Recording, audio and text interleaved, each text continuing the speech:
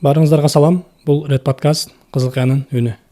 Биз бүгүнкү чыгарылышта баарыбызга тиешелүү болгон, бирок көп ойлондурган суроолорго жооп алганга аракет кылабыз. Бүгүн медицина жөнүндө сөз кылабыз. Ак халатчандар негизи биздин жашообузду жеңилдетеби, бизге ыңгайчылык жаратабы, биздин оорубузду колубуздан алабы?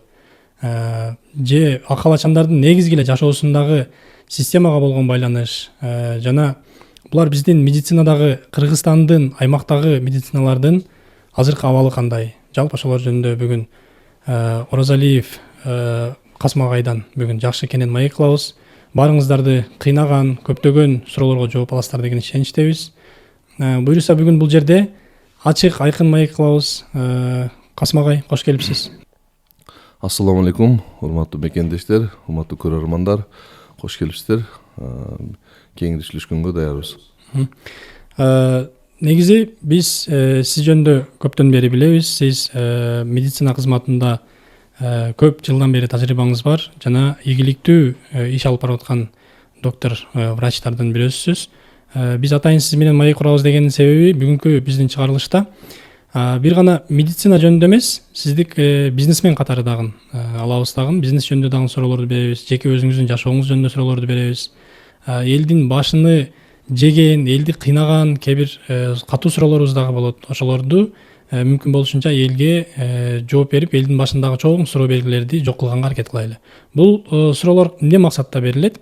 Эл туура эмес түшүнүк пайда болот элде, жана ал туура эмес түшүнүктү бири-бириге бергенде, ал туура эмес жанагы биздин тилде айтканда ушак, бул ушак уланып кете берет. Ошон үчүн элдин туура жоопту берип, элдин башындагы суроолорду алып койсок, медицина жөнүндө, биздин медицина кызматкерлери жөнүндө, негизи эле ак халатчандар жөнүндө элде туура бир ой пайда болсун деген максатта.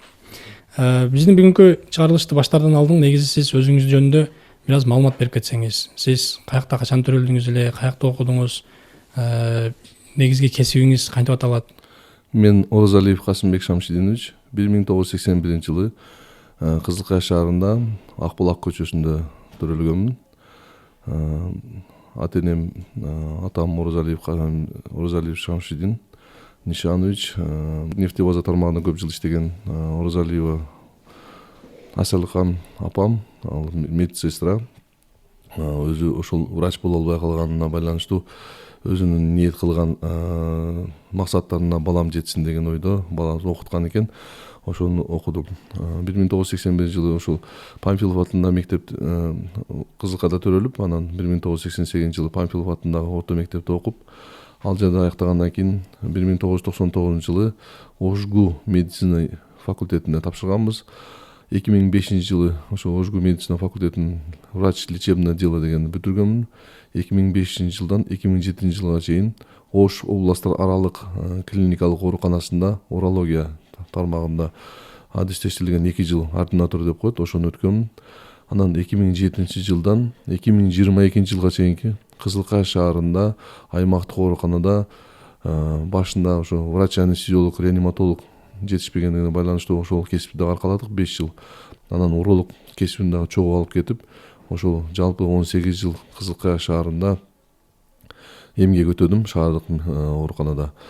Анан арасында көптөгөн кыйынчылыктар болду, жакшылыктар болду, ошолорду көрүп өтүп, анан 2007-2008 жылдардан баштап 2012-жылга чейин соискатель деп коет, кошо алып баруучу окуу менен Бишкек шаарында урологиялык борбордо окуп, медицина илимдеринин кандидаты деген наамга ээ болдук.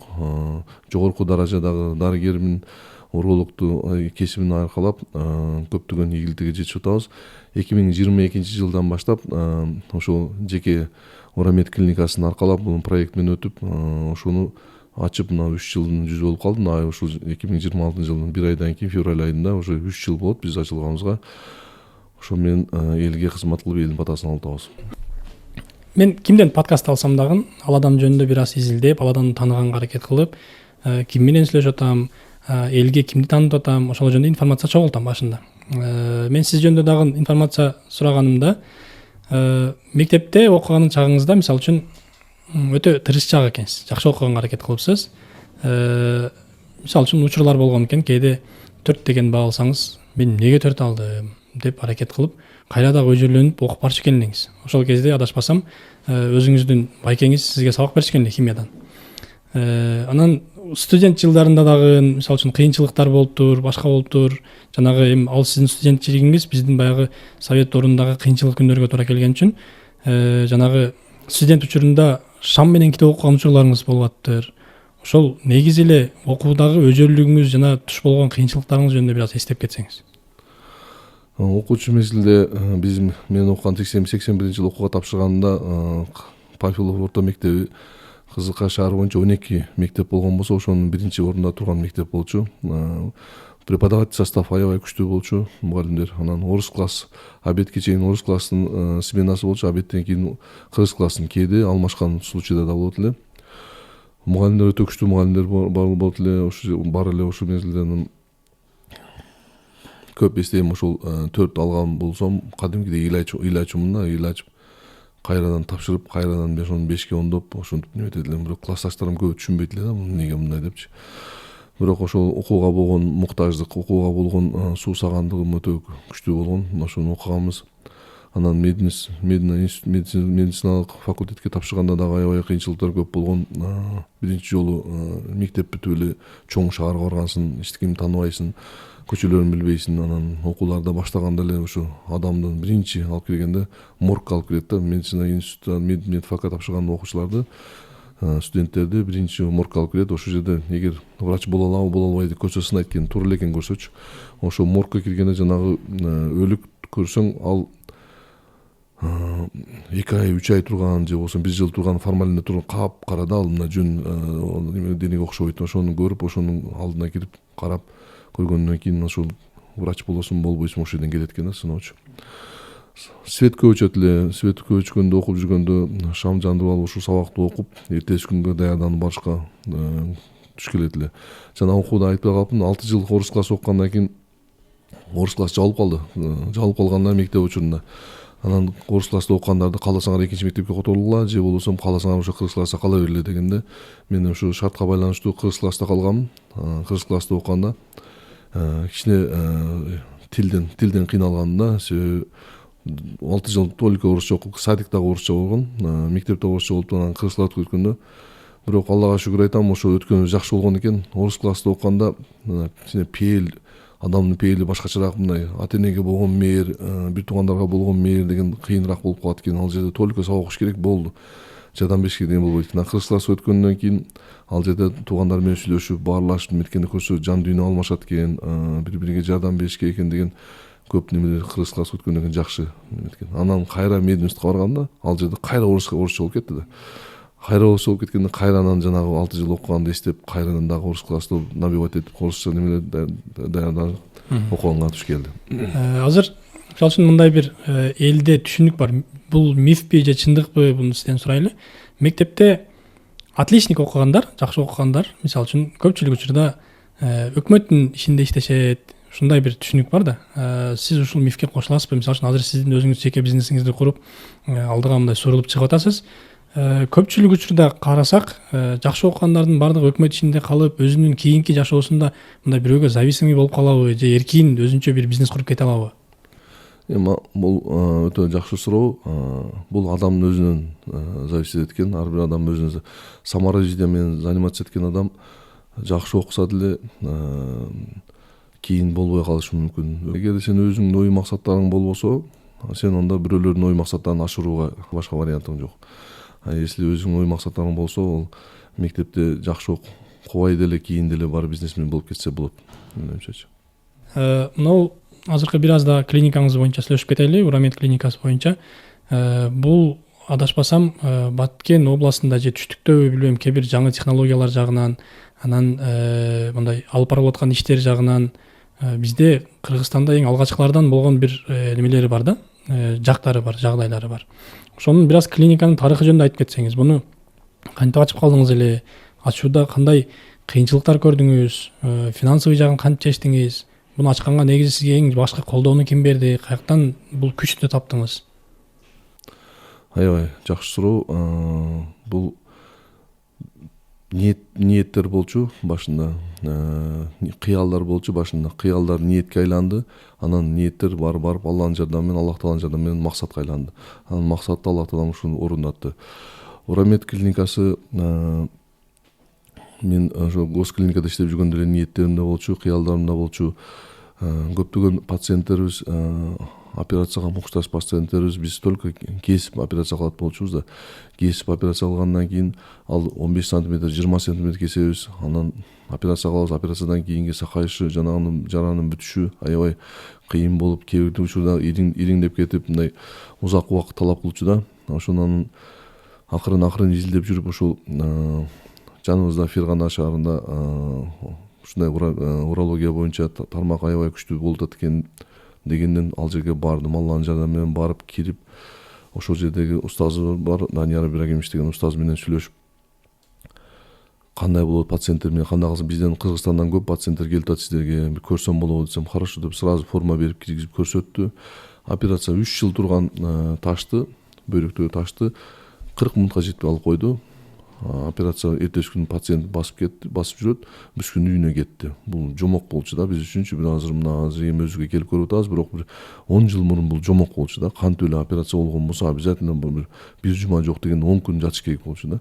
Бир күндө, 2 күндө үйгө жооп бере берген, анан жакшы болуп калганы дагы результат менен уже пациент өзү каалоосу менен жакшы болуп кеткенин көрүп таң калып, ошону кантип значит эметсем болот. Анан жанагы устазымдын сөзү карап, Кыргызстандын эли кыйналып атат, сен өзүң элиң өзүң карабайсыңбы деп мага сунуш киргизди. Анан мен кантип, мен мында жеке клиникам жок да, мен десем, сен аракет кыл да деп, устазым ошенткенден кийин анан келип ошо кыял болуп, ниет кыял ошентип атып максатка айланып, анан Урамед клиникасын ачканга аракет кылдык. Буну Кыргызский российский фондго проект жаздык.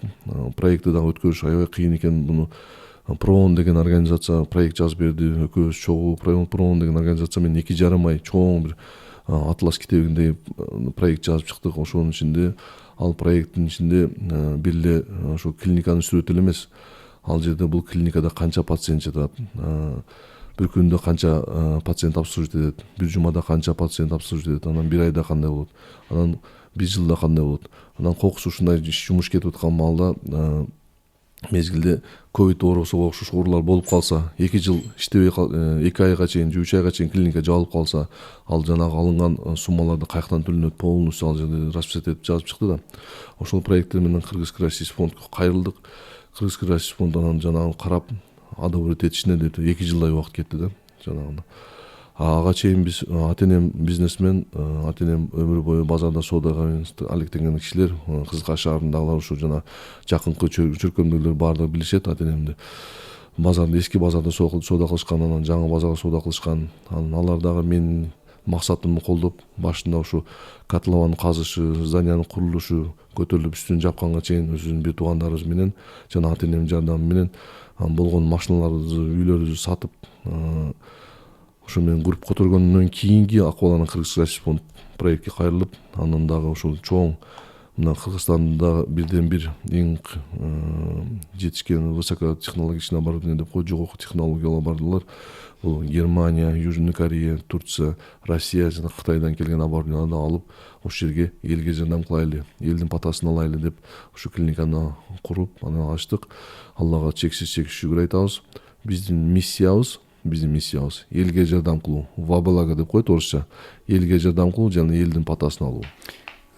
Угушум боюнча сиз бул ишти баштаарда же бул ишти кылаарда жаратканга көп ишенгениңиз үчүн жана ага ыраазы болгонуңуз үчүн ар бир адамдын өзүнүн максаты болот да. Мисалы үчүн жаратканга мага ушуну бергени үчүн мен дагы ыраазычылык катары ага ыраазы болушум керек деп өзүңүздөн бир дүйнөлүк нерсеңизден ыраазычылык көрсөтүшүңүз керек. Эгерде туурабы туура эмеспи билбейм, бул укканым деле айтып атам. Сиз жылыга бир адамды бекер операция кылат экенсиз. Ооба, бул эң туура суроо. Жылына эмес, айына бирден операцияны пландаштырганбыз. Бул мен Алла Таалага болгон чын жүрөктөн ишеним.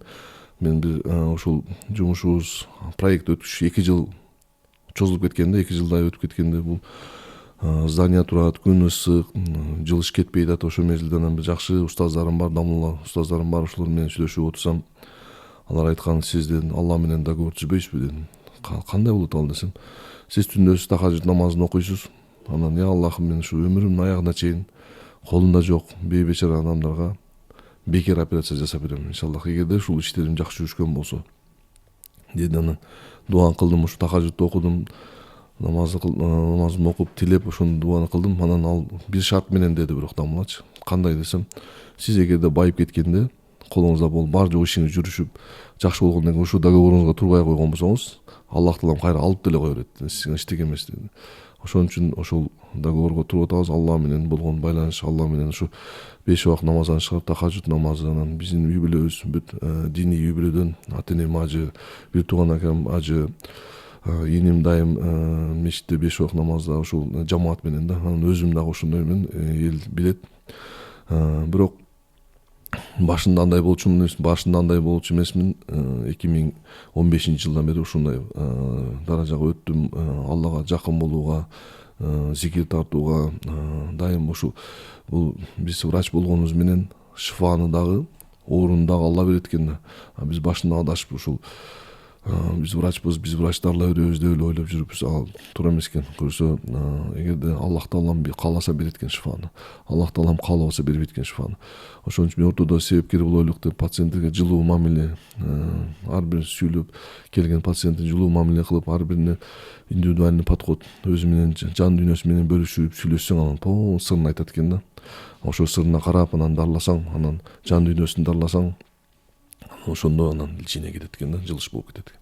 Жөн эле укулдарлар берип коюп чыксаң келбейт экен да. Ал үчүн айталы, азыр сиз бул клиниканы тургузганга чейин көптөгөн финансовый расходторду кылдыңыз, башка кылдыңыз, үй бүлөңүз жардам берип атыптыр. Кээде отуруп, мисалы үчүн ушундай бир момент келип кеткенде, жанагы договор бузулуп кетчүдөй болуп, же болбосо кээде мындай акча бар бир дүйнө бизди кээде алдаганга аракет кылган, балким баягы шайтанды сизге жакындаган ушундай учурлар болобу? Албетте бул шайтан дайым ар бирибиздин каныбызда бар.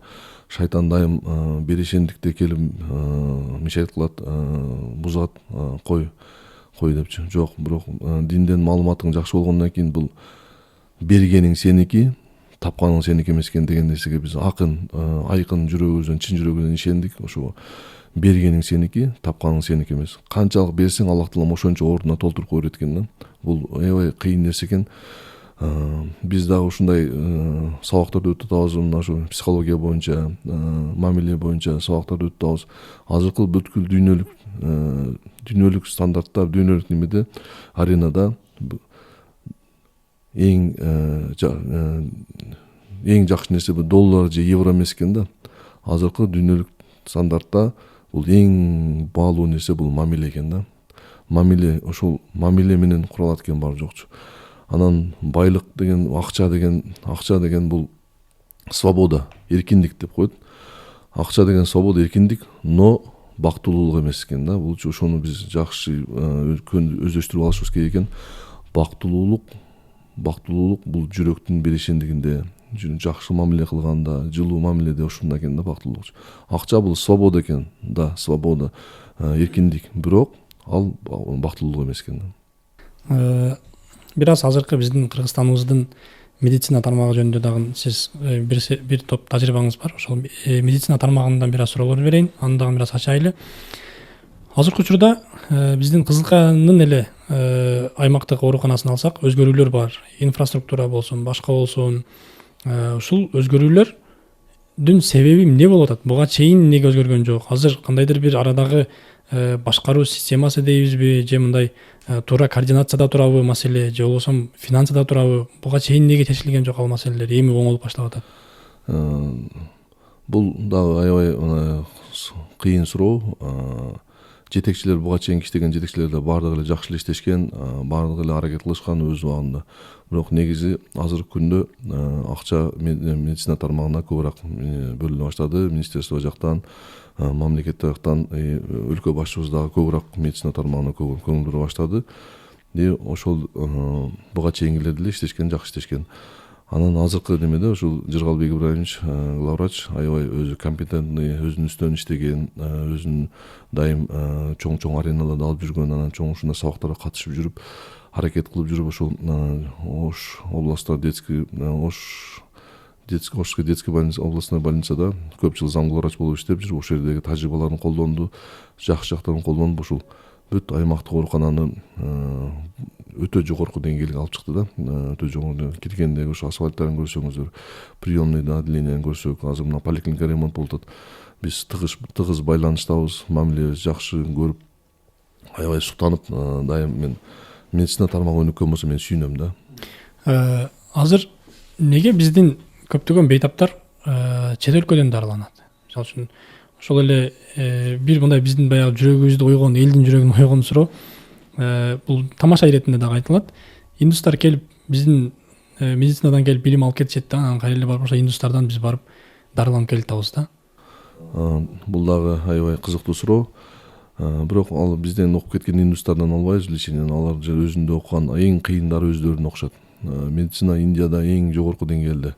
Бирок бардык жеринде эмес. Жана биз кинолордон көргөндө Индиянын көчөлөрдө жаткандарын көрүп, мындай сууларды, жанагы Ганга деген суу немесинен сууну мындай бул жака өлүктү дагы ошол сууга ташайт, ичкени дагы ошол суу, ал жерлери, ал биз барган жерлер, биздин пациенттер барган жерлер ал жерлер эмес. Биз барган жерлер Индиядан Борбор Дели шаарындагы эң бир таза, эң бир условиясы, бир дүйнөлүк аренага кеткен жерлеринде лечение алышат. Дарыгерлери дагы ошол эң күчтүүлөрү, алар өзүнө окшот, же болбосо Америкада же Европада окуган дарыгерлерден барып лечение алышат. Ошол бизден окуп кеткендер, алар ошол жактан өтпөй калгандар аларчы. Бул чет өлкө деген суроомду жалпы берип атам. Турцияга барып, Россияга барып, неге Кыргызстандан дарыланбайбыз? Бул сложный операциялар, высокий технологияны требует эткен операциялар, жогорку технологиялуу операциялар эми бизде Кыргызстанда өнүгө баштады. Мына боорду алмаштыруу, бөйрөктү алмаштыруу деген операциялар, мына Ошто боорду алмаштыруу боюнча операция болуп өттү. Бөйрөктү алмаштыруу боюнча операция болуп өттү. Бишкекте дагы Кыргыз-Түрк больницасында уже өзүбүздө башталды. Бул ушулар жолго түшсө, анан биздин элдер сыртка чыкпай калат. Пока бул поток полностью жолго эми түшүп атат. Ушулар жайга түшсө, анан ушул операцияларды бизде Кыргызстанда буга чейин бир 4 жыл 5 жыл мурун эле кылынбайт эле да. Ошолор кылына баштагандан кийин поток өзүбүздө калат эмичи. Өзбекстандын системасы боюнча айтайын, Өзбекстанда кандай кылган, мен Өзбекстанга көп барып, ошол жерде медицинаны изилдеп, ошол дарыгерлер менен сүйлөшүп неметсем, алар кандай кылган экен? Алар чет мамлекетте өздөрүнүн врачтары, Германияда, Турцияда бүт башы жакта иштеп жүргөн врачтарын өздөрүнөн чакырып, анан аларды частный клиникаларга жайлаганда, госко эмес, частный клиникага жайлагандагы силерге биз свобода, силер ошол частный клиникалар менен өзүңөр бүт Өзбекстан боюнча частный клиника менен карым-катнашып иштешкиле да, биз силерге жол берели дегенде, ошондо алар уткан. Неге? Себеби пациенттер эгерде врач жок болгон болсо, ал Турцияга дагы барат, ал Пакистанга да барат, ал Америкага да барат эгер врач. Ал врач болгон үчүн анан аларда дагы бир жакшы врач келди, специалист келгенден кийин алардын жеке клиникаларынын, көптөгөн жеке клиникаларынын ээлери, алар бизнесмендер экен да. Алар чоң заводу барлар бизнесмендер экен. Алар үчүн медициналык аппараттарды алып бериш жеңил нерсе да. Ошентип президенти баш болуп, ошол бүт ушу бизнесмендери баш болуп туруп, жакшы идея келишкен дагы, бүт ошо оборудованияны бизнесмендер алып берген, клиниканы бизнесмендер куруп берген. Жанагы чет мамлекеттеги адиси бар, өзүнө ишенген врач келип ошо жерде даяр жерде, как ошо Германияда кандай иштеп аткан болсо, келип Өзбекстанда ошондой эле иштеп уланып кетти да, иши жумушу аябай жакшы кетти алардын. Азыр бизден кыйла эле алды да.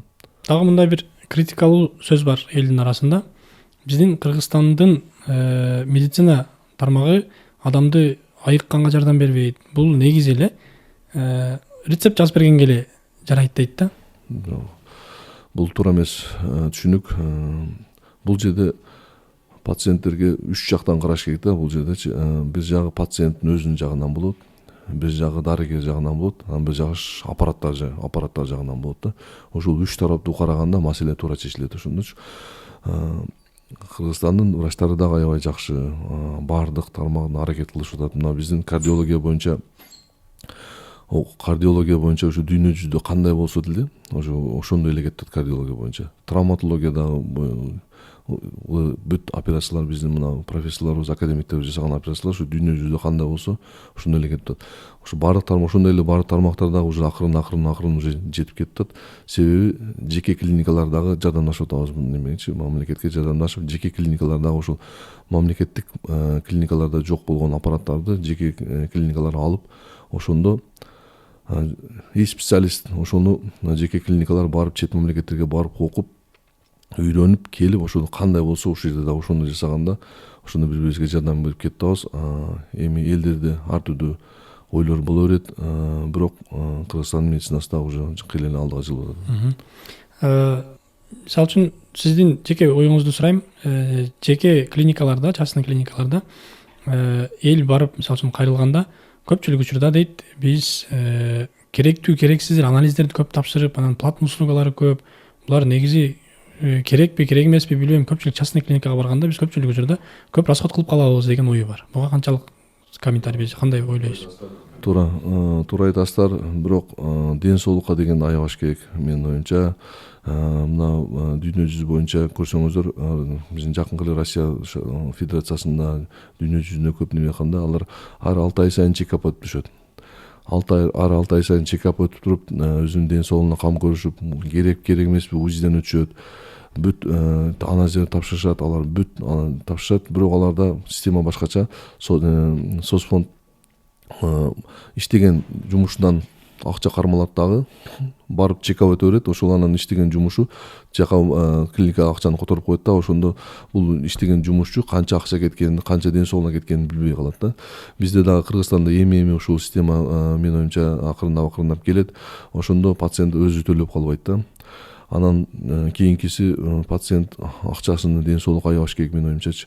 Себеби базардан бир тефаль алсаң, же бир телевизор алсаң, бузулуп калса, аны 5 миң алышың мүмкүн, 10 миң алышың мүмкүн.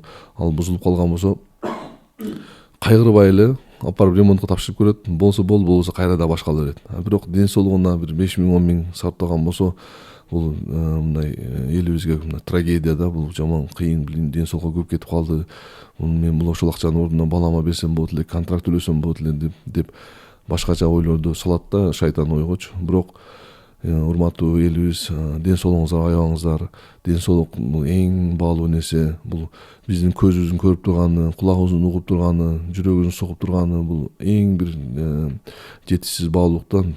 Күнүнө 5 жолу, 6 жолу сара кылганы барабыз, бесплатный.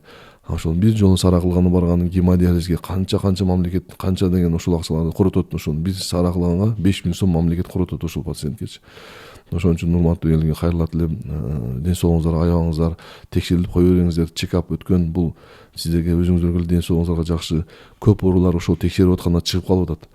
Бирок пациент көптөгөн пациенттерди биз текшергенде биз 3 күндүк, 2 күндүк бесплатный приемдорду кылабыз. Ошондо келип текшерилип калганда ал башка эле жалп менен келген, баш ооруп келген, бирок карасаң бөйрөгүндө ташы бар, же өтүндө ташы бар, башка жактан оорулар чыгып калат да. Ал жака жалп кылган жок, менин жагым бар жогум жакшы дейт, бирок текшергенде чыгып калат да. Ошол дегенде бул өнөкөй мамлекеттерде жанагы текшерилип турганда оорусун өткөрүбөстөн алдыңыраак стадияда билип калганга жакшы да. Биздин азыр жалпы эле сиздин клиника боюнча болсун, же негизи эле биздин Кыргызстандагы медицинада контроль качества деп коет, сапатты текшерүүдө кандай механизмдер колдонулат? Ички процесс текшерүүлөр болобу, же сырттан аудит алып келип текшерилеби? Биздин азыр Кызылкайдагы больницанын ситуациясы кандай бул качество боюнча? Качество боюнча бизде Минздрав деп коет, Министерство здравоохранения чыгарып берген өзүнүн стандарттары бар. Ошол стандарттар менен иштейбиз. Стандарттар менен иштеп, анан ар бир кесипкер, мисалы урология жаатында өзүнүн врачын дайындап койгонбуз. Ал полностью текшерип, документациялар текшерет. Хирургия жаатында хирург өзү текшерет. Ар бири өзү текшерип, 3 айлык, 6 айлык, 9 айлык, 1 жылдык кылып туруп контроль качествону текшерип турабыз. Анан сырткары биздин ошол как мамлекеттик клиникалардагыдай эле книга жалоб и предложений бар, ошол жерге жазышат. Ошону анан көрүп, кай жерлерде өзүбүздүн катабыз бар, кай жерлерде өзүбүздүн үстүбүздө иштешибиз керек экен, кай жерлерде биздин упущенияларыбыз бар, ошолорду көрүп, ошолордун үстүнөн иштейбиз.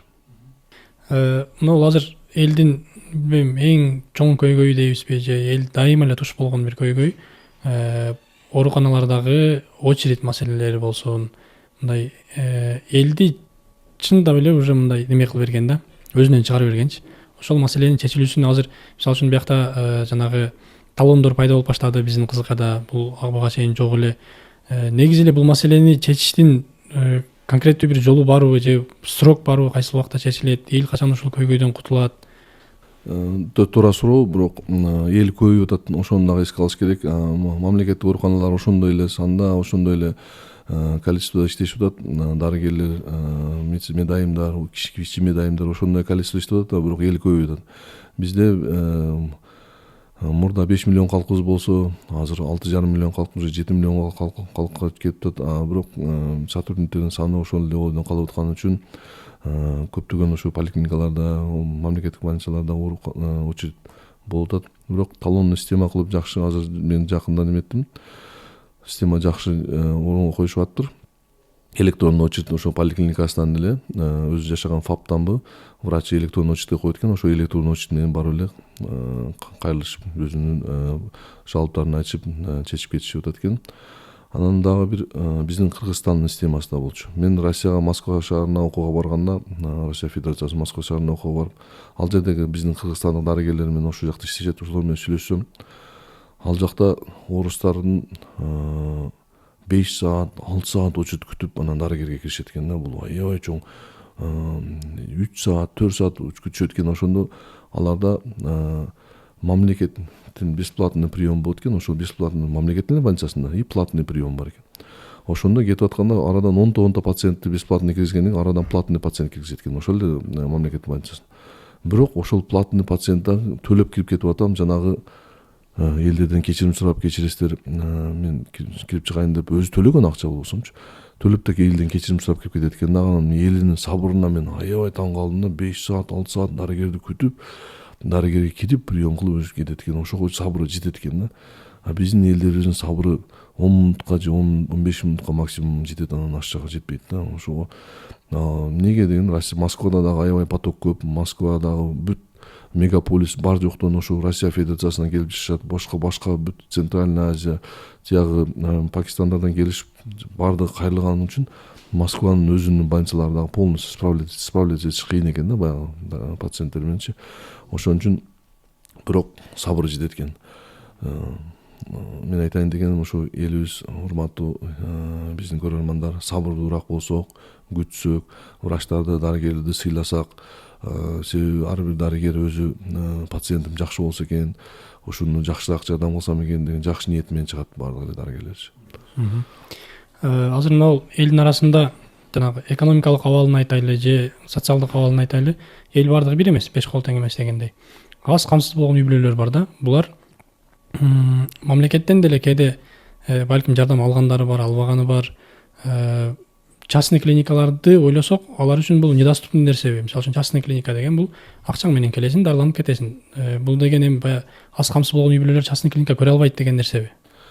Жок, биринчи жардамды эгерде кыйналып калган болсо, аз камсыз болгон үй бүлөлөр любой частный клиника менин оюмча бардыгы эле келген биринчи жардамды кылат. Андан кийин эгерде ушул келип туруп биз аз камсыз болгон үй бүлөдөнбүз, биздин ушундай справкаларыбыз бар, соцфонддон ошону тастыктоочу документтерибиз бар, бизге ушундай жардам кылсаңыз десе, менин оюмча көп эле частный клиникалар деле жол демеге барат. Себеби ар бири ыхсан кылганды, баардыгы ушу жакшы ниет менен ачкан, жакшылык кылайын деп жеке клиникалар деле аракет кылат. Мамлекеттик больницаларда дагы көптөгөн ушундай аз камсыз болгон үй бүлөлөргө жеңилдетүүлөр бар, төлөмдөрүндө, жатууларында жеңилдетүүлөр бар. Жана буларга фомс тарабынан өзүнүн жана рецепттери, ГСВдагы врачтар өзүнүн рецепттерин жазып беришет, жеңилдетилген түрдө дарыларды алышат аларчы. Биздин кыргыз медицинасында дейбизби же билем Кызылкаянын тарыхындабы мындай сизди дагы таң калтырган мындай бир окуя, врачтарды дейли мындай бул болбой калды деген жерден куткарып кеткен же ушундай врачтардын операция болсун же башка бир учур болсун, болбой калды, үмүт үзүлүп калган жерден куткарып кеткен мындай сизди да таң калтырган бир учур болгонбу? Болгон. Бизде ушул мамлекеттик больницада иштеп жүргөндө өзүбүздүн коллегабыз дарыгерибиз биринчи бир бөлөгүнөн Өзбекстанга барып, бир бөлөгүн ташалдырам деп болбой, бир бөлөгүн алып келгенден кийин бир эле бөлөк калганда, ошондон ошол экинчи бөлөккө да ташталып калган да. Анан ошол мезгилде наркоз берип аткан врач ошол врачтын досу болчу. Экөө тең уже жакшы өтүп калган врачтар. Наркоз берген, биз операция кылып атабыз, биздин мурдагы главврачыбыз Абдырасыл Ашыбаевич менен чогуу операция кылып атканда ошондо операция мезгилинде давление нөлгө түшүп калды. Давление нөлгө түшүп калды, акыбал оор. Бөлөк сактап калса бул жактан бөлөктүн ичинде ириң чыгып атат, алар тазалап жууп атабыз. Анан болду, токтоду окшойт деп неметкенде ал анестезиолог жакын досу болгон үчүн өзүн жоготуп койду. Анан бул жерде ошондой да эки анестезиолог же 3 анестезиолог иштейт. Экинчиси келди дагы, экинчисин чакырып ошо уланып кеткенибизден кийин Алланын кудурети менен ошол жерде акырын давление 10го, 20га, 30га көтөрүлдү дагы, жанагы уже болду деген пациент туруп басып жакшы болуп кетип, азыр биздин катарыбызда жүрөт. Аксакал уже пенсияга чыккан, бирок машиналарда көчөдө көрүп калсам аябай кучактап көрүшүп, жанагы сурап, сиздин ден соолугуңуз аябай бизге кооптуу болгон, азыр жакшысызбы деп сурап, аябай жакшы мамиледебиз да. Бул бир аз артка кайтайлы, тарыхтын бир аз арка жылдарга. Ковид жылдары, ковид деген илдет келди, элдин баардыгын катуу сынады. Бул кыргыз медицинасына да катуу сыноо болду, жалпы эле дүйнөгө сыноо болду. Бул эми баягы ковид келди дагы дарыгерлердин чыныгы каармандыгын көрсөтүп, медицинанын канчалык алсыздыгын көрсөткөн бир учур болду да. Азыркы учурда ситуация дагы деле ошондой элеби? Мисалы үчүн кыргыз медицинасы азыркы күндө ушундай бир оор дагы бир илдетке же ушундай бир нерсеге даярбы? Даярдыгыбыз. Ошол кезде действительно даяр болбой калдык дагы көп нерседе жоготууга учурадык да. Кудай сактасын, бул аябай оор сыноо келди. Бүткүл дүйнө жүзүнө оор сыноо келди. Бул жылдар биз да иштедик, бардык медицина кызматкерлери иштеди. Азыркы күндө Кыргызстан өзү дарыларды чыгара баштады. Ошол мезгилде дагы чыгарат эле, бирок азыр уже широкий спектр. Кыргыз Орус өнөктөш фонду менен Бишкекте ушул физраствор, лидокаин, новокаин, антибиотиктерди уже Кыргызстан өзү да чыгара баштады. Ошондой мезгилде дарыларды чыгарып да калса дагы ушул дарылар көбөйгөн болсо, bunday ildet келгенде граница жабылат экен да. Граница жабылгандан кийин бизге биз дарылар боюнча ошо чет мамлекетке зависимый дедик да. Бизге дарылар Украинадан, Россиядан жана бүт Европа мамлекеттеринен келет эле. Ошол жоголуп калган үчүн, ошол мезгилде керектүү дарылар жок болуп калган үчүн көптөгөн өмүрлөр кетип калды да. Ошол азыркы күндө ошол уже кыргыз медицинасы да, кыргыз фармациясы да көтөрүлүп атат. Менин оюмча, Кудай сактасын мындай болбосун, бирок уже ар бир мамлекет өзүн өзү камсыздаш керек экен да, дары менен дагы, башка жааттар менен, башка бүт кийим кече менен дагы бар жок менен өзүн өзү камсыздаса, ушундай блок болуп калганда өзүн өзү камсыздап турат экен. 2 ай, 3 айга, 6 айга чейин жаап турса, өзүн өзү эптеп турган бул өтө кыйын оор сыноо экен. Анан көптөгөн врачтардын врачтардын, дарыгерлердин кирип, ошол жерде мен өзүм дагы кызыл зонага кирип иштедим. Аябай чоң эрдик. Бул жердечи адамдар үйүндө мага жукпаса экен, мен ооруп калсам экен, мен өлүп калбасам экен деп жанаган коркуп, өзүнүн ден соолугунан коркуп отурганда, дарыгерлер ант берген үчүн ошо бирөөлөрдүн ата-энесин, бирөөлөрдүн үкәсин, энисин карап, өзү кирип, ошо кызыл очокко кирип, ошол жерде карап дарылап, жана формалар аябай кыйын. Кийип, жана кийип форманы кийип 4 саат, 5 сааттан алмашат элек. Ошончо жана форманы кийип жүрүп, дарыгер пациенттерди карап чыгыш аябай кыйын. Ошол жерде жаткан пациенттерге андан да кыйын. Себеби ал күтөт, дарыгер келсе экен, менин акыркы үмүтүм аба жетпей атат. Абанын ошо дем алып аткан абанын баалуулугу ошол күндөрү билинди да. Себеби аба кирбей атты да. Аба дем жетпейт, өпкө иштебейт, кислороддор бизде концентраторлордун жетишсиздиги аябай ошол күндөрдө билинди. Дагы жакшы биздин элибиз берешен, аябай чын жүрөктөн беришип, мына чет мамлекеттен бизге Россияда иштеген мекендештерибиз, Кореяда иштеген мекендештерибиз ошо кислороддун концентратору Кыргызстанда жетпей атыптыр. Ошону жөнөтөлү деп көптөшүп, ошо грузовой машиналарга уруксат берилген да өткөндө, ошо грузовой машиналардан жөнөтүп, ошолор аркылуу дагы көптөгөн элдер сакталып калды. Кыргыз эли өзү негизи сплоченный деп коет, мындай биримдүү, күч кубат болот экен. Ушундай кыйын, башка кыйынчылык түшкөндө бириге калып, жардам кыла коюп, аябай жакшы жумуштарын аткарышты. Аллах таала мындай оорудан сактасын, мындай болбосун. Бирок уже дарыгерлерибиз дагы, медициналык мекемелер дагы азыр кыйла жакшы ремонттон өткөн, кыйла даяр эле деп ойлойм. Азыр медицина кызматкерлерини ушундай давленияда, ушундай бир финансовый азыр чындыгын айтканда медицина кызматкерлеринин айлыктары өтө аз. Ушундай аз айлык менен ушундай давленияда иштеп дагы деле ушул күнгө чейин аларды кармап турган эмне? Алардын сүйүүсү, медицина тармагына болгон сүйүүсү. Бул эгерде сен бир жумушуңду сүйүп кылсаң, сен акча кызыктырбайт сеничи. Эгерде сен бул жумушту сүйбөгөн болсоң, ал сага канча акча берсе деле ал сүйүү кыска эле болот, 1 айлык же 2 айлык же 1 жылдык максимум, анан ишти таштап кете бересиң да. Ошон үчүн мен ойлойм, ушу Кыргызстандын ичинде иштеп аткан медицина кызматкерлери баардыгы өзүнүн жумушун сүйгөн үчүн ошол пациенттерден чыккандан кийин, дарылап чыгаргандан кийин туугандарынан болгон ыраазычылык, көзүнөн болгон нур жанат да. Туугандары рахмат айтып, дарылап койдуңуз рахмат деп өзүнүн болгон эмоциясын тыштаганда, кээ бирлери айтпайт, бирок мына көз жашына кылат, ошону сен түшүнөсүң уже көз нурунда. Ошого болгон сүйүүнүчүн эле кармап турат, менин оюмча, ушу медицина кызматкерлери аз гана айлыкка болсо дагычы. Азыр биздеги жаш адистерди даярдоо бул чет өлкөлөргө салыштырмалуу бизде кандай жүрүп жатат? Мисалы үчүн кадр аз, бизде кадровый голод бар, башка бар, немеси тажрыйбасы бар дарыгерлер жаш адистерди даярдаганга жетишип атабы? Жаш адистер жөнүндө университеттен алган билим менен келип, бул жактан өзүнчө үйрөнүп кетип атабы? Биз жетишебизби негизи жаш адистерди даярдап күчтүү кылып чыгарганга? Бизде кадровый потенциал действительно тартыштыгы бар, бирок ар бир адамдын бул жерде дагы человеческий фактор өзүнөн зависит этет да. Сен эч качан бирөө кел мынаны үйрөн деп туруп кол менен жетелеп полностью мээңе информацияны куюп койбойт. Биз мына 2005-2007 жылдары Ошто областаралык медициналык клиникалык ооруканада ординатура өткөндө урология 45 койка, 8 биринчи код ординатор, 8 экинчи код ординатор, 16 ординатор бар эле.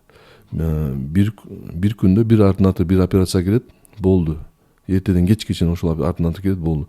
Ошондо деген бир жумада 6 күн болсо, 6 эле ординаторго операцияга үйрөнгөнгө шарт бар эле. Калгандары кирип көрсө болот эле, бирок кирип көргөнгө эмнегедир кызыгышпайт эле да. Кирип өзү ассистировать этип, өзү кармашып турса, ошол кызыктуураак болот беле деп ойлогон деген ойдо киришпейт эле да. Ошонун ичинен ошол 16 баланын 8 код, 8 биринчи код, 8 экинчи код 16 бала өткөнбүз. Ошол жылдардагы примерлерди айтсам, дарыгерлер сабак берет эле, Эсекей Базарбай Сатыбалдыевич деген профессор агайыбыз бар эле, раматтылык. Ошол көп аракет кылат эле, балдар окугула, окусаңар келечегиңер жакшы болот, элдин батасын аласыңар депчи айтат эле. Анан мугалим бирок ошондо дагы окуган окуйт эле да, окуган окубайт эле да. Өзүңдөн зависит этет. Ар бир дарыгер, ар бир өзүнүн ишин, жумушун сүйүп, аракет кылып, алдына жумтулуп, китеп окуп, ошо практикалык жактан көрүп, көзү менен көрүп, жана айтат го, 1000 жолу окугандан көрө 1 жолу көргөн жакшы депчи, көрүп, ошону үйрөнсө, ошондо жакшы кетет менин оюмчачы. Бирок үйрөткөн агайларыбыз, үйрөткөн врачтарыбыз көбүнчө эле СССРдин тарбиясы менен өткөн дарыгерлер көп эле үйрөтөт. Ара арасында бар үйрөтпөгөн үчү, бирок көп эле үйрөтөт. Эгерде бирок үйрөнөм деген адам, ал бул үйрөтпөгөн болсо башкасына барып деле үйрөнөт. Үйрөнбөгүсү келбеген адам бул үйрөтпөдү деп ошол жерде жүрөт да. Бул суроону бергенден максат мындай болду. Мисалы үчүн эскиден баарыбыз билебиз да, сиз өзүңүз деле башыңыздан өткөргөнсүз, жанагы шамдын астында туруп алып китеп окуган күндөр. Мисалы үчүн азыркы жаштардан мен көрбөйм да андай. Бул эми суроо талап болуп атат да. Суроо талап, жаштардан суроо талап болсо, балким врачтар дагы үйрөтөт.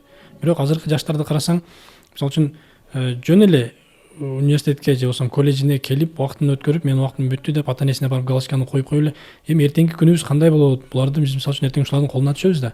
Биз эртеңки медицинадан өзүбүз камсанып атабыз, кандай болот булар менен жашоо? Сиз азыр жаштарга эмне деген совет берет элеңиз, балким ойго түшүш үчүн? Мен жаштарга совет берет элем, китеп көп окуш керек да. Анан система образованияны өзгөртүш керек. Система образованияны өзгөртүп, ошо баланы 11 класска чейин окуганда уже кайсы тармакка шыктуу, ошону уже мектепте аныкташ керек да. Мугалимдер жардам бериш керек, бала өзү дагы аракет кылыш керек. Кээ бирки окуучулар көп деле жакшы окубайт, 2-ге 3-кө окуган окуучулар деле, бирок кийин турмушта карасаң мыкты бизнесмен, мыкты башкаруучу болуп кеткен случайларды көрүп атам, ийгиликтерге жетишкендерди көрүп атам. Ошого ошол система образованияны оңдош керек дагы. Ошол жерде мугалимдердин азыр мына президентибиз аябай жакшы жарлык чыгарды, дагы 100%ке мугалимдердин айлыгын көтөрдү, врачтардын айлыгын көтөрдү. Ошонун ичинде 11 жылдын ичинде потенциал кайсы тармакка электрик болгонго, же сантехник болгонго, же повар болгонго, же башкаруучу болгонго, же милиционер болгонго, медицина тармагы ошол билинет экен да. Окуучу менен жакшы сүйлөшсөң, ошондо окуучулук мезгилинен ошо тармакты туура тандаса, андан кийин жанагы барганда туура кетет. А бизде турмушта андай болбойт да, бизде турмушта мен ата-энеси эле навязывать этип койду, сен мен врач болосуң дейт, болду. Анан атамайт врач болот экенмин деп коюп эле кете берет. Ошо мен ал барат дагы 1 жыл 2 жыл окуп таштай берет окуучу. Ошон үчүн менин оюмча ушул эгер система образования оңдосо, ар бир ушул шыгы бар баланы ошол жака саптаса жакшы эле болот. Эми балдар көбүрөөк телефонго берилип кетти. Телефон илгерки мезгилде жок болчу, баарлашуу көп болчу. Азыр достор менен жаштарды карасаң, дос жолук айлык сагындык дейт да, кафеге кирип отурат да, кафеге кирип отургандан кийин ал өзүнүн телефонун чукулат, бул өзүнүн телефонун, ал жерде баарлашуу жок уже. Анча-мынча бири-бирине ошо телефондон смс жазып коюшат. Алдында турат, сүйлөшпөй ундан көрөчү деген түшүнүктөр да. Борборду айтайлы же чоң шаарларды айтайлы, ал жерде медицина биздин аймактагы ооруканаларга караганда жогоруак. Бул деген борбордун эли бир аз шансы көбүрөөкпү? Балким же бул неге мындай неме болуш керек? Неге аймактагылар менен шаардагылар, чоң шаардагылар бирдей болбош керек? Неге медицинаны бирдей колдонбош керек деген? Баардык жерде бирдей эле, бирок профессорлор, кандидат науктар, ученый степеньди барлар борбордо да бардыгычы. Борбордо болот, алардын ошол жерде өзүнүн дагы кошумча медицина немесине сабак беришет, алар башка дагы жумуштар менен бир илимий изилдөөлөр кылышат.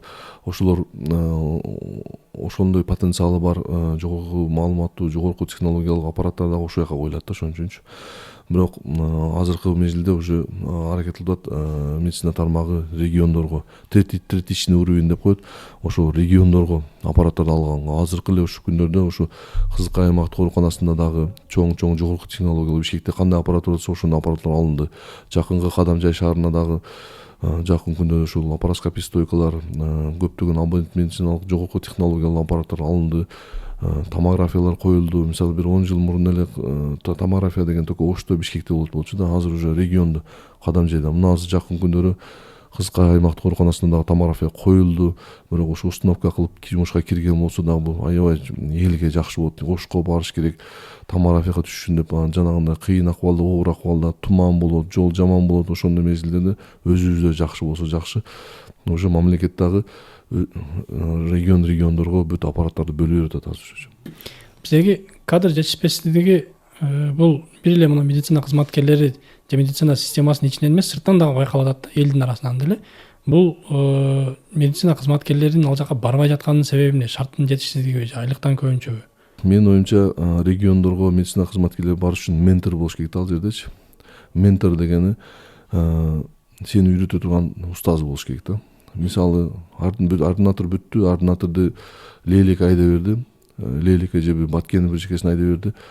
Ошондой эле көптөгөн региондор, Кыргызстан боюнча региондор көп да. Ошондой региондорго жөнөткөн болсо ал жерде бир жаңы бүткөн дарыгерге жок дегенде бир 3 жыл, 4 жыл же 5 жылга чейин ментор болуш керек да. Алдында ар түрдүү ситуацияларда совет сурап турган адам болуш керек да. Ошол адам жоктугунан алар кыйналышып анан кете беришет да, кыйынчылыкка чыдабайчы башындачы. Ошол менин оюмча бүт борбордогу дарыгерлерди дейби мындай 2 ай 3 айдан жылдырып аяка барып ошол жерде ментор болуп бересиң, кайра келесиң, командировка кылып ушинтип жанагы ситуациядан чыкса болот го деп ойлойм да. Себеби ошол жерге барса жанагы 35 жыл иштеген, 30 жыл иштеген дарыгердин башынан көп нерсе өткөн, ал кандай ситуацияда кандай иштешти билет. Полностью жанагы үйрөткөндөн кийин жанагы бала 3 жыл же 5 жылдын ичинде сон болуп өзүнө келип, уже полностью кандай ситуацияда кандай иштеш керегин билип калса, ошондо кадр дефицит жоготот деп ойлойм мен. Азыр жанагы беш кол тең эмес дегендей, биз негизи медицина кызматкерлеринин алдында чындап эле таазим кылабыз, алардын эмгеги аябай зор. Бирок ичинде недобросовестный дарыгерлер дагы жок эмес. Ушундай случайлерди айтам, мисалы үчүн өзүнүн кесибини акчага айландырып берген дарыгерлер азыркы учурда барбы? Жана мисалы үчүн кээ бир учурда байкалып атат. Аптекалар менен чогуу иштешкен дарыгерлер, андан сырткары деле өзүнүн эмгегин акчага баалап туруп эле жанагы касса аркылуу эмес жөн түзө эле акча алган случайлар азыркы учурда барбы? Жана аларды кантип чечебиз? Эми бул ар бир адамдын өзүнө жараша болот. Бирок менин оюмча дарыгерлер азыр Кыргызстан боюнча эле баардыгы эле жакшы болсун деп аракет кылышып атат. Камчыбек Кадышевич дагы өзүнүн группасына бүт коррупция боюнча катуу күрөшүп, ушул урматтуу дарыгерлер аралашпаңыздар, мындай коррупциялык элементтерге аралашпаңыздар дегенден кийин уже баардык эле дарыгерлер ага чейин деле иштегендер деле бар. Бирок азыркы күндө уже баардыгы өзүн уже тартып эле иштеп калышты. Азыр көптөгөн менин тааныштарым, досторум акча сурабайбыз, эч кимден акча сурабайбыз, жумушубузду кыла беребиз, берсе берет, бербесе кетип берет дейт. Бергени ыраазычылык деп коет, жанагы көңүлдөн чыккан өзү ыраазычылык болуп берсе алышат экен, ата алышпайт экен, тартып эле калышкан өздөрүнө. Кээде мисалы үчүн дарыгерлерге график маселеси боюнча дагы көп элдин эмеси бар да, нараазычылыгы бар. Эртең менен дарыгердин эшигине барсаң, эшигинде график турат, саат 8-де келиш керек, бирок саат 9-да келет, кеч калып келет. Бирок ошол эле дарыгер обед учурунда 12 обед болду, качкыла деп эшигин жаап койгон учурлар мисалы үчүнчү. Ушундай учурларды кантип элдин көйгөйү да, эл ушул нааразы болуп сурап аткан үчүн. Сиз туура айтасыздар, бирок мен главврач эмесмин да, көптөгөн мага главврач андай координатор чече турган суроолор берип атасыздар. Мен өзүмдүн оюмду эле айткан акым бар, анан көптөгөн туура маалыматты ошо жерге албай берет деп ойлойм мен мындай суроолоргочу. Дарыгерлерди чогулуш деген внеплановый чогулуш фомус келип калыптыр. Дагы чогулууга деши мүмкүн. Дарыгерди пациентти үйүнө скорый менен жөнөтүп берген болушу мүмкүн. Ал мисалы Каракооздо пациент ооруп калган болсо, скорый менен ал дарыгер вызовко кетет. Вызовко кеткенден кийин ал кабинет бош калат. Ошондо ошол мезгилде башка пациент келип туруп өзүнүн жардамын сурашы мүмкүн да. Ошондо анан кана врачың жокко, эмне келбеди? Анан может дагы бир случай болушу мүмкүн, ошол дарыгердин ата энеси өтүп кеткен, же атасы, же бир жакын бир тууган өтүп кеткен болушу мүмкүн. Ал ситуацияны пациент билбейт да. Анан ага пока ал ситуацияны айтып келип жеткичен 1 саат 2 саат өткөндөн кийин мен жана айтып койсуң мага, айтсаң мен кетет болчумун деп, мындай неправильно түшүнүксүз нерселер болот. Бирок чакырат элем сабырдуу болсо элибиз ошол. Сиз кесиптештердин арасында эң көп байкаган ушунча жыл иштедиңиз, моральный болобу же мындай кандай десем, инсандык, менталдык кандай немелерди, же медициналык бир каталарды байкай белеңиз, жана кесиптештерге эмне деген чакыруу кылат элеңиз, ушул каталарды көп кетирбесек же ушундайдан кайтсак деген жалпы кесиптештерге кайрылуу. Жалпы кесиптештерге мен айтат элем, ошо англис тилин үйрөнүп, немис тилин үйрөнүп, кытай тилин үйрөнсөк, анан азыркы мезгилде Кыргызстандын Министерство здравоохранениясында көптөгөн мамлекеттерге, Южный Кореяга бесплатный окуулар бар да. Бирок тилди билишиң керек да. Ошол жерден аксап атабыз да. Мамлекет бекер жөнөтөйүн деп атат, бирок тилди билбейбиз да. Ошону мен кайрылат элем, ошол азыр Duolingo деген жакшы программалар бар, күнүнө үйрөнүп атып эле ошону англисчени үйрөнүп, ошо сабакка барып ошону үйрөнүп келсек, ошол ал жакта уже технологиялар башкача, подход башкача. Ошолорду көрүп үйрөнүп келсек, өзүбүздүн элибизге, өзүбүздүн жерибизге аябай пайдалуу сиет болчу. Ошону каалайт элем ошо коллегаларга. Эң жакшы. Дагы бир суроо. Ислам жана медицина да. Бул мисалы үчүн пайгамбарыбыздын эле медицинасынан ала турган болсок, 14 кылым мурдагы айткан ошол эле медициналар азыркы күндө эми жаңы тастыкталып современный медицинада да. Ошондо исламдагы медицина менен азыркы современный медицина дейбизби, дал келишеби бири-бири менен? Ооба, дал келет. Бүт исламда жазылган ден соолукка пайдалуу бал мисалычы. Дагы деле ушу канча жылда бүтүшө албай атат дагы деле. Бал, Меккедеги суу мисалы, чыккан суу канчалык организмге пайдалуу жактары полный жазылган. Куранда жазылган нерселерди, ошол биз өзү Курандагы жазылган нерселерди, медицинага боюнча жазылган нерселерди жашоого айкалыштырган болсок, көптөгөн оорулар өзүнөн өзү эле азайып кетет экен өзүчө. Ошону маселе биздин ошону нервке, стресске, депрессияга кирип кетип эле, жанагыларды эстен чыгып калып эле, эстегенди ичип коюп, анан кайра таштап коюп, ушундай ортодо сырып болуп калган үчүн табигый медицина менен берген медицина экөө айкалышпай калат. Негизи экөөнү айкалыштырып кетсе жакшы болот өзү негизи. Ушул эле жерде вакцина жөнүндө сурайм да. Мисалы үчүн ислам дининде көпчүлүк учурда вакцина жакшы кабыл алынбайт да. Бирок эми мамлекетибиз же болбосо дүйнөлүк эле стандартына карасак вакцинаны мындай обязательство кылып атат да. Ошол жерде эми баягы элдин оюндагы чоң дагы бир суроо белги бар. Бул жанагы эскиден калган бир система. Адам вакцинаны бериш керек, жанагы адам зависимый болуп туруп, медицинага зависимый болуп калыш керек өмүр бою. Антпесе медицинадан алыстап калат да, медицина жабылып калат деген учурлар бар да. Муну сиз вакцина боюнча эмне деген ой айтасыз? Бул дагы аябай кыйын суроо. Себеби көптү ойлондурган суроо, көптөгөн суроолор бар бул жерде. Менин жеке оюм бул вакцинаны алыш керек. Бирок Кыргызстанда бир жеке лабораториялар түзүлгөн, жанагы мышыктардан турган бир чоң лаборатория куруш керек да. Ошол жерден жанагы вакциналарды биринчи ошолорго берип коюш керек да. Берип көрүп, жылдап наблюдение кылыш керек. Жанагы 1 жылдан кийин эмне болот, 2 жылдан кийин эмне болот, 3 жылдан кийин эмне болот. Анан ошолорду изилдей турган медициналык жабдыктар да болуш керек. Себеби чычкандардын ден соолугун текшере турган аппараттар жок да биздечи. Ошолорду алып туруп, текшерип, көрүп, анан ошолорго берип туруп, анан ошолордон кийин анан берсе дагы жакшы болсо керек деп ойлойм. Бирок менин өзүмдүн балдарым баардыгы алган вакцинаны.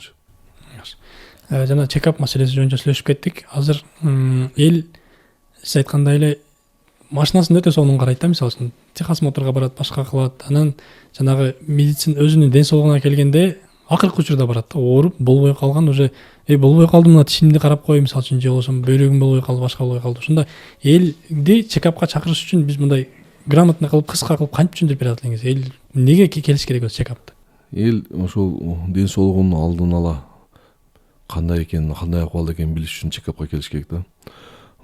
Чекапка келбештин эң бирден бир немеси акча да. Чекап эгер бесплатный болсо баары келет болчу, баары текшерилет болчу. Бесплатный эмес да чекап, ошон үчүн көбү келбейт да. Машинасын сонун карайт, машина алат, Южный Кореядан же Америкадан заказ кылат, машинаны 1 миллионго, 2 миллионго заказ кылат. Бирок ден соолугуна 10 миң келгенде жалко болуп калат да. Ошону аң сезим менен жетиш керек. Ошо ден соолук бул менин эң баалуу байлыгым менчи. Машинаң да калат, үйүң да калат бул дүйнөдөчү.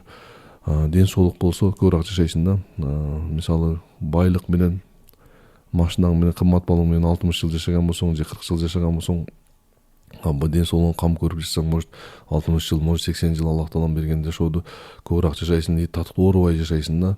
Кээ бирлер ошо байып кетет, түндөрү уктабай иштеп, байлык чогултуп анан 60ка чыкканда полный организм кеткен, уже чекаптан өтсө бар жок кеткен, уже анан жагы 20 жыл жашаган өмүрүн только больницаларда өткөргөн болсо, ал дагы не стоит да менимче. Анан дагы ушул маселе чекапка келиш үчүн биздин ошо дамылларыбыз көп жакшы айтат, той менен патаны кыскартыш керек да.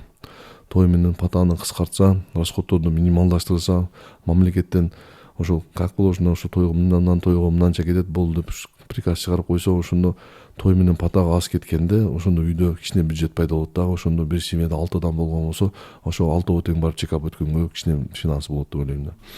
Мына сиздер 2,5 жашар балага таш алуу операциясын жасадыңыздар да. Бул канчалык сложный процесс эле, жана буга сиздер кантип мындай кандай десем, кыйын жана рисктүү бир нерсе эле да. 2,5 жашар кичинекей балага ал немени ташты алуу сиздер үчүн кандай болду? Мындай эмоциялары? Бул эмоция аябай жакшы. Операция кылсаң, пациент жакшы болуп калса, өтөсүң, бул түшүндүрө албайсың, муну эмоция менен жеткизе албайсың. Кандай ата-энесин сүйүнгөнүн көрсөң, чоң энесин сүйүнгөнүн көрсөң, аябай чоң эмоция. Бирок бул операцияны жасаш үчүн профессионалдуулук керек да. Профессионалдуулук 1 жыл 2 жылда келбейт экен болчу. Көп жылдар бою келет экен, өзүңүздүн иштегенден келет экен. Казань шаарынан Татарстан мамлекетине барып, ошол жактан окуп келдик. Санкт-Петербург барып, ошол жерде урала келип 4 больницасын окудук. Москвада окудук, Ташкенттен окудук, Фергана, Наманган, Өзбекстан, Кыдырып, кайсы жерде окубосо ошол жерге барып окуп, үйрөнүп, андан кийин ошондон кийин дагы кээ бирки сложный ситуацияларда ментор менен иш кылабыз дагы деле бизчи. Дагы деле ар түрдүү соолор болушу мүмкүн. Өзбекстандан чыгарат экен дарыгерди, өзү жасабайт экен деген элдерде дагы болуп калышы мүмкүн. Бирок адамдын өмүрү өтө кымбат. Адамдын өмүрүнө ментор менен, өзүңдүн агайың менен сонун кылып жасасаң, бул сага баласын сага ишенип таштаган, ишенип бергенден кийин сен ошого өтө жоопкерчиликтүү мамиле менен сонун кылып сакайтып беришиң керек да. ушундай жасап берсең бала жакшы болуп калган болсо ал барып канчасына мактанат, ошо мен ушундай карашты депчи. Өзүң дагы бул дүйнөдө дагы наркы дүйнөдө дагы Алладын алдында болгон өзүңдүн актың, анан колумнан келди мен ушул нерсе деп өзүңдү мен дарыгер экенимне, менин дарыгер болгонума аябай чоң ыраазычылык айтып каласың да. Азыркы учурда сиз дагы деле билимиңизди тереңдеткенге аракет кылып атасыз. Дагы деле мындан ары дагы өссөм деп атасыз. Азыркы жаштар менен салыштырмалуу, мисалы үчүн азыркы жаштарды чынында мына жалпы баалаганда кайдыгер да, бул өзүнүн кесибине болсун, же медицинага болсун, жана эле айткандай келечегибиз үчүн азыркы жаштардан коркобуз дегендей. Бирок чындыгында эле сиз алардын келечегине буюрса ишенесиз. Күчтүү бизден дагы врачтар чыгышына, аларды биз негизи 10 жылдан кийинки Кыргызстандын медицинасыны ошол жаштарды ийгиликтүү болот деп ишенесизби? Мен Кыргызстандын медицинасы эң алдыңкы болот деген ишенем. Себеби мен көптөгөн жаш студенттерди билем, көптөгөн ординаторлорду билем, көптөгөн дарыгерлерди билем, илим изилдеп жүрүшөт да. Мен канткени үйрөнөм депчи. Бизге ушул клиникабыз ачылгандан бери Каракол шаарынан 2 врач келип үйрөнүп кетти. Каракол бул Кыргызстандын аркы бети. Караколдон Бишкекке барса деле болот. Бирок алар бизди тандады, жүрөгүнөн бизди тандап келип бул жерде бирөөсү 2 ай жүрүп кетти, бирөөсү 2 жума жүрүп кетти. Андан кийин Бишкектен, Борбордон келип мен иштеген Молдокулов Тилек Темирбек деген врачым 1 жыл 2 ай иштеди менен чогуу. Эмне үчүн? Жүрөгү ушул жерде сүйдү, оборудованиялар жогорку деңгээлде, ошолорду толук канды өздөштүрүп үйрөнгөндөн кийин кайра Борборго кетип алат, жумушун Борбордо улантып атат.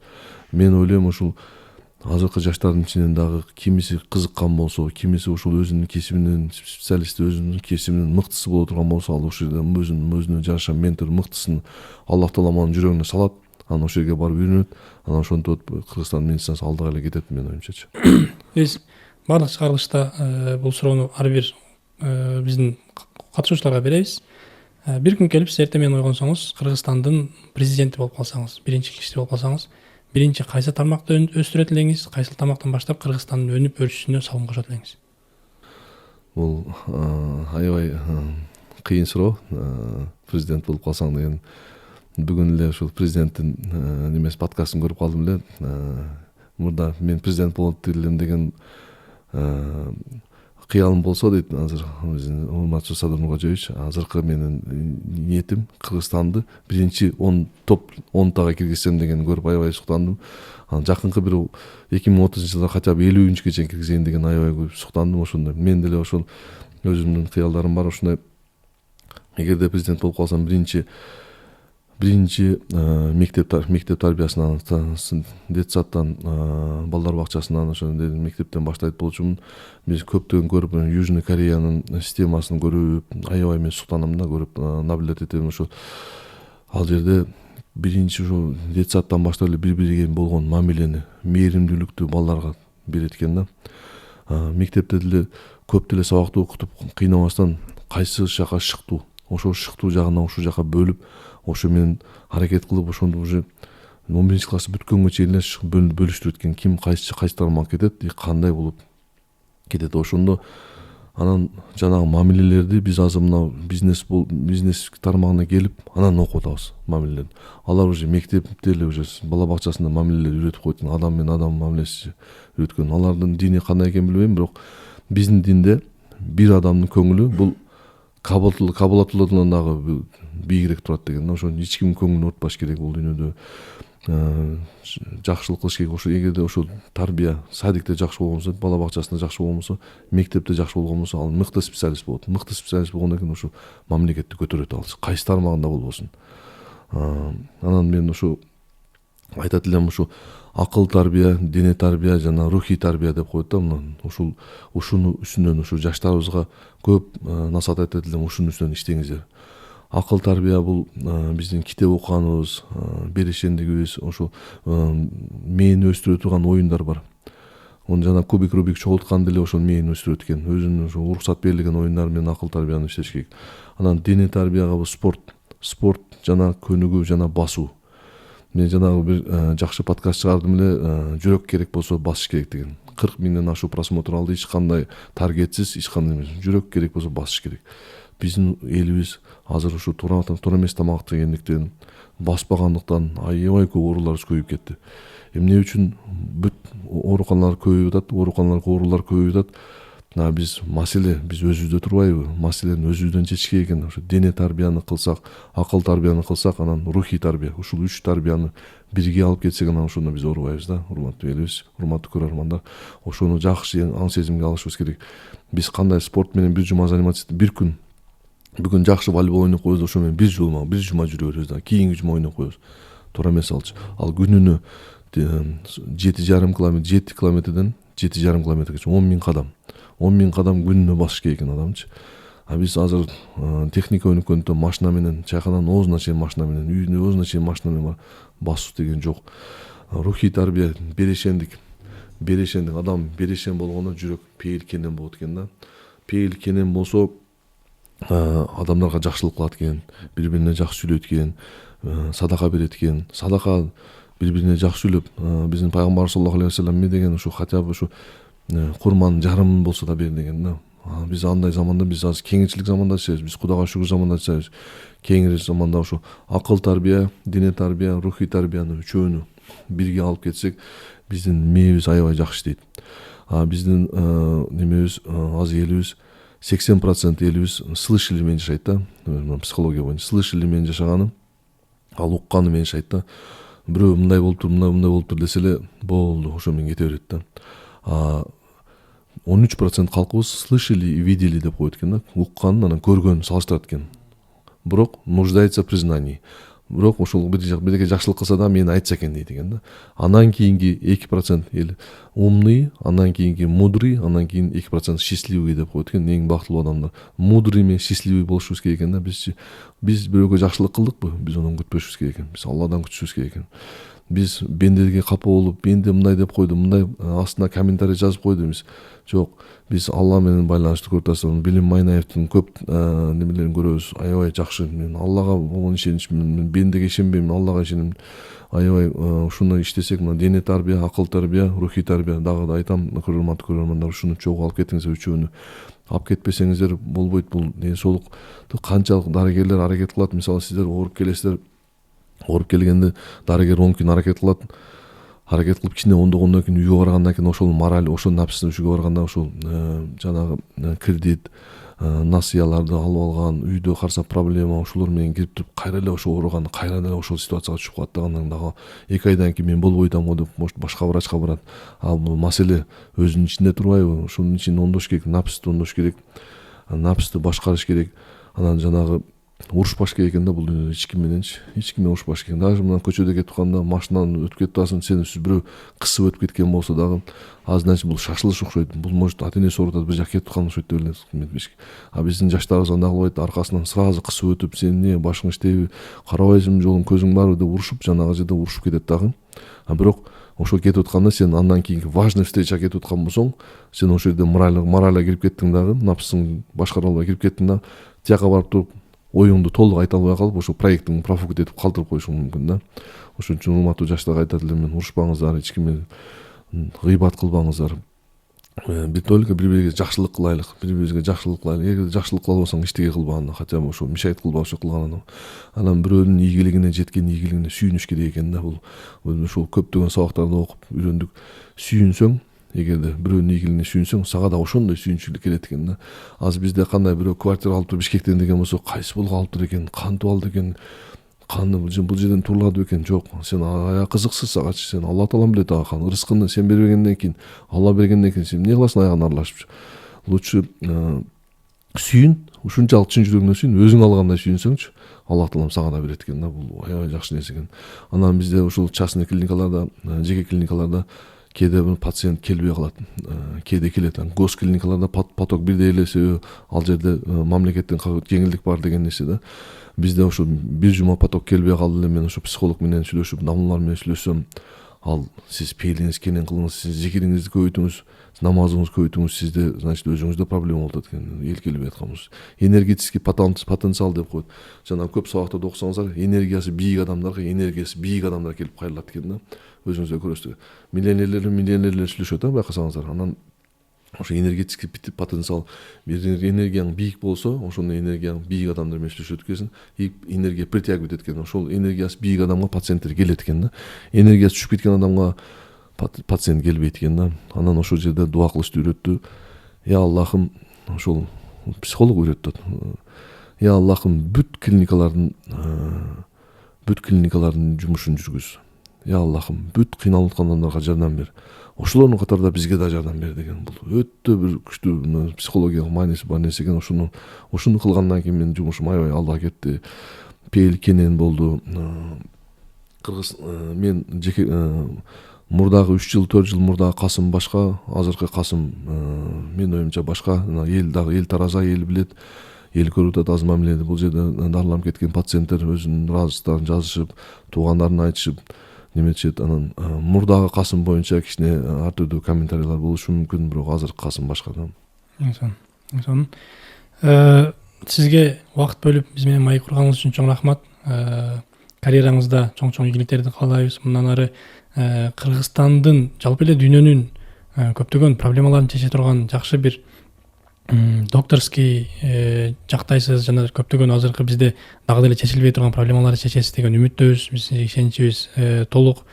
Үй бүлөңүзгө, жалпы эле жашооңузга, бизнесиңизге береке каалайбыз. Убакыт бөлгөнүңүз үчүн чоң рахмат. Урматтуу көрүүчүлөр, буюрса бүгүн өтө мыкты, өтө продуктивный маек болду. Баарыңыздар өзүңүздөргө керектүү маалыматтарды алдыңыздар деген ишеничтебиз. Жана бул ден соолук аманат, аманатка кыянаттык кылуу бул Кудайдын жакшы көрбөгөн нерсеси. Жана айткандай эле чекап, бул баарыңыздарды чекапка сөзсүз чакырабыз. Анткени бул сиздерге берилген чоң аманат, ага көңүл бурушубуз керек. Жана бул ак халатчандар, агайыбыз айтып кеткендей эле, бул болгону бизге себепчилер. Ден соолук баардыгы Кудайдан, жараткандан, жана сиздердин чоң эмгегиңиздер менен ар ким өзүңүздөрдүн ден соолугуңуздарга кам көрүп, буюрса Кыргызстаныбыз өнүксүн, алдыңкы өлкөлөрдүн катарына кошулсун, жана баардыгыңыздарга ден соолук, үй ичиңиздерге жалпы береке каалайбыз. Агай, элге бир каалоо тилегиңиз болсо. Рахмат, урматтуу көрөрмандар. Чоң рахмат, ушундай күндөргө жеткизгениңе Аллахка чексиз шүгүрлүүд айтабыз. Оорубаңыздар, ден соолугуңуздар убагында кам көрүңүздөр, чекаптарды өттүрүңүздар. Жакшы ден соолугуңуздарга кам көрсөңүздөр, дене тарбияны, рухий тарбияны, акыл тарбияны дайым бирге алып жүрсөңүздөр, сиздер ооруканаларга барбайсыздар, частный, жеке клиника. Ден соолугуңуз жакшы болсо эмнеге барасыз? Ошон үчүн ден соолукта болуңуздар, оорубаңыздар. Урматтуу кыргыз элим, ийгиликтерди каалайм баарыңыздарга.